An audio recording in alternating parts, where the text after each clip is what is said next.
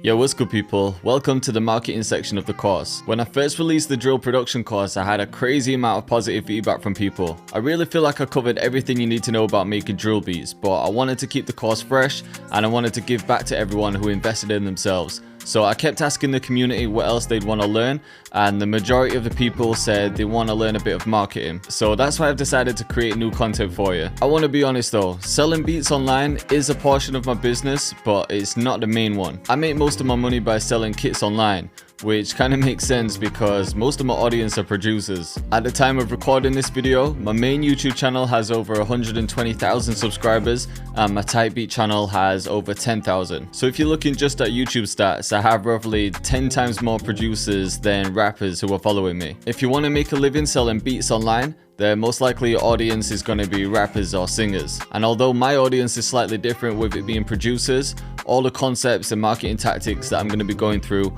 are still going to be the same. Plus, I'm going to be showing you the exact methods I personally use to sell my beats online. In this first video, I want to give you an introduction to the beat selling world. No doubt you've seen producers on Instagram flexing the beat selling stats. You might look up to people like Cash Money AP, who pretty much dominated the type beat game. And it all looks appealing. It really makes you want to have a slice of the pie. But it can also make you impatient. These things just don't happen overnight. So if you're looking for a quick guide to sell £20,000 worth of beats within a month, that's just not gonna happen. You have to be realistic. Building any business can take time, so I just really wanted you to understand that before we get into everything. If you don't have the patience, you're quickly gonna get frustrated, you're gonna think it's a waste of time, and you're really just gonna get demotivated. The other thing is you have to enjoy the process. We all got into producing for the love of music, and once you start putting extra pressure on yourself to sell beats, it can easily take away the fun. Don't get me wrong, selling beats online is definitely fun.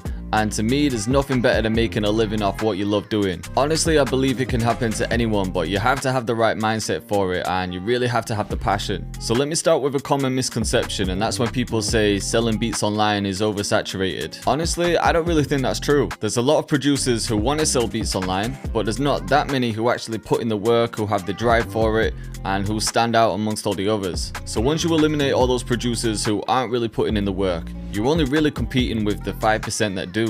And even with that 5%, I think there's enough food for everyone to eat. The other thing is, if something's saturated, it usually means there's already a big market for it. If you think about it, there's never been an easier time for people to make music. For rappers, all they need is a laptop, a mic, some free software, and they can get some real good quality songs. There's gotta be hundreds of thousands of rappers in the world, so that means there's huge potential to sell your beats to them. You just have to be smart with it. So hopefully these next few videos are gonna give you a better understanding of it, because once you do have that understanding of it, it's going to separate you from the 95% of producers who just don't have a clue, or who just don't really want to put in the effort, or who just aren't really willing to learn any marketing. And marketing could be a whole course by itself. I'm going to go through as much as possible to help you, but at the same time, the drill production course wasn't designed for marketing. So I'm also going to be recommending some courses that I personally took and have definitely helped my business. I'll also recommend some resources and books which I definitely think you should read. So I've added everything to the end of the marketing section, and I'll see you in the next video.